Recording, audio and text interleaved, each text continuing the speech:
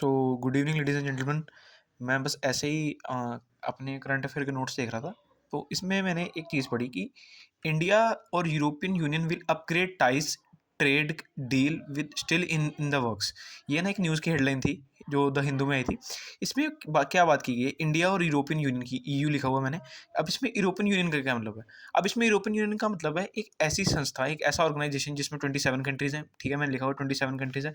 इसमें से ना पुराने टाइम पे ना इसमें ब्रेक्सिट एक वर्ड हमें याद रखना चाहिए, क्योंकि पुराने टाइम पे ना सीडीएस में क्वेश्चन आया था ब्रेक्सिट के ऊपर रिलेटेड। ठीक है, तो अब जैसे ये क्वेश्चन था कि ब्रेक्सिट क्या है। ब्रेक्सिट उस टाइम पे ब्रिटेन को, इसमें जैसे ब्रेक्सिट लिखा ना, इस टाइम इसका मीनिंग था, मैंने अपना निमोनिक बनाया था कि ब्रिटेन की एग्जिट होगी थी यूरोपियन यूनियन से। ठीक है, तो बहुत पहले सीडीएस में क्वेश्चन आया था कि ऐसी कौन सी कंट्री है जिसने रिसेंटली एग्जिट लिया है इसमें अपने यूरोपियन यूनियन से। तो वो थी हमारी ब्रिटेन। ठीक है, तो इसलिए मैंने एक निमोनिक बनाया था ब्रेक्सिट, जिसका मतलब था ब्रिटेन एग्जिट यूरोपियन यूनियन। ठीक है, और इसी मैंने एक और नई न्यूज़ सामने आई कि जो यूरोपियन लीडर्स हैं वो उन्होंने जो कि यूरोपियन लीडर के चीफ गेस्ट हैं वो आएंगे रिपब्लिक डे फंक्शन पे। तो अभी हमें पता है रिसेंटली हमारा रिपब्लिक डे फंक्शन हुआ जिसमें रिपब्लिक डे की परेड हुई है कर्तव्य पथ पर। ठीक है, तो वहाँ पर जो दो लोग आए थे ना, एक जो मेल था वो थे यूरोपियन यूनियन की लीडर जिनका नाम था एंटोनियो कोस्टा, और जो फीमेल थी वो भी यूरोपियन यूनियन की लीडर थी जिनका नाम था उर्सुला वेंडरलेयन। ठीक है, तो ये आए थे। अब ना मोदी जी इतने इंटेलिजेंट बनते हैं ना, मोदी जी ऐसे हैं कि उन्होंने क्या सोचा, उन्होंने सोचा कि पिछली बार 2025 में हमारे रिपब्लिक डे पे आए थे, रिपब्लिक डे पे चीफ गेस्ट आए थे प्रबोवो सुबियांतो, जो कि इंडोनेशिया के प्रेसिडेंट हैं। ठीक है, तो उनके साथ डील बिठाई कि ब्रह्मोस मिसाइल वो खरीद लें। पहले हमसे फिलीपींस ने खरीदी थी ब्रह्मोस मिसाइल, लेकिन अब उन्होंने सोचा कि इससे अपनी ब्रह्मोस मिसाइल को और भी कंट्रीज में बेचें। तो उन्होंने प्रबोवो सुबियांतो, जो कि इंडोनेशिया के हैं, उनके साथ डील बिठाई कि हम उनके साथ उनको भेजेंगे 2025 में।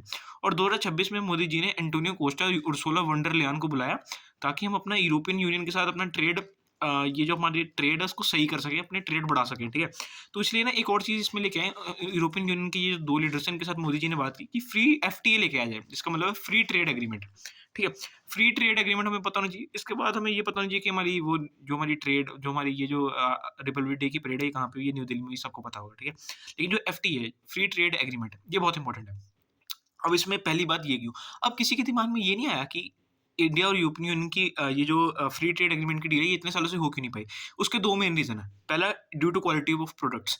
पहला, क्वालिटी ऑफ प्रोडक्ट क्या? जैसे फॉर एग्ज़ाम्पल कोई फ्रूट है, जो कि यूरोपियन यूनियन में जाना है, लेकिन हमारे जहाँ के जो फ्रूट्स हैं ना, उनमें फर्टिलाइज़र्स यूज़ किए जाते हैं, उनमें पेस्टिसाइड यूज़ किए जाते हैं। तो उसके कारण ना क्वालिटी ऑफ प्रोडक्ट्स ना यूरोपियन कंट्रीज़ में ऐसा नहीं है, वहाँ पे बहुत अच्छी क्वालिटी के प्रोडक्ट्स हैं। तो इंडिया के प्रोडक्ट्स वहाँ जाएँगे तो उनको पसंद नहीं आएँगे। ठीक है? तो ये बुरी बात है इंडिया के लिए।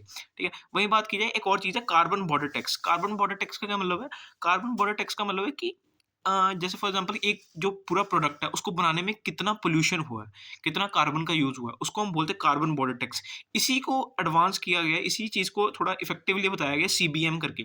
सीबीएम का मतलब है कार्बन बॉर्डर एडजस्टमेंट मैकेनिज़्म, कि कितना ज़्यादा हम कार्बन का यूज़ करते हैं, जिसके कारण यूरोपियन यूनियन है, उसका एक और मेन मोटिव है कि वो कार्बन, अपनी कार्बन डेटिंग, कार्बन की जो कार्बन से जो चीज़ें बनती हैं, उसमें कार्बन का कम से कम यूज़ हो। तो इन 2 मेन कारण के कारण ना हमारा इंडिया और यूरोपियन यूनियन का जो फ्री ट्रेड एग्रीमेंट है वो हो नहीं पाता। लेकिन अब मोदी जी ने 26 जनवरी को बुलाया और अब ये बिल्कुल चीज़ संपन्न करवाएँगे मोदी जी कि फ्री ट्रेड एग्रीमेंट हो इंडिया और यूरोपियन यूनियन के बीच। ठीक है? तो ये थी एक बहुत इंपॉर्टेंट टॉपिक जो हमने छोटी-सी वीडियो में कवर किया। ठीक है?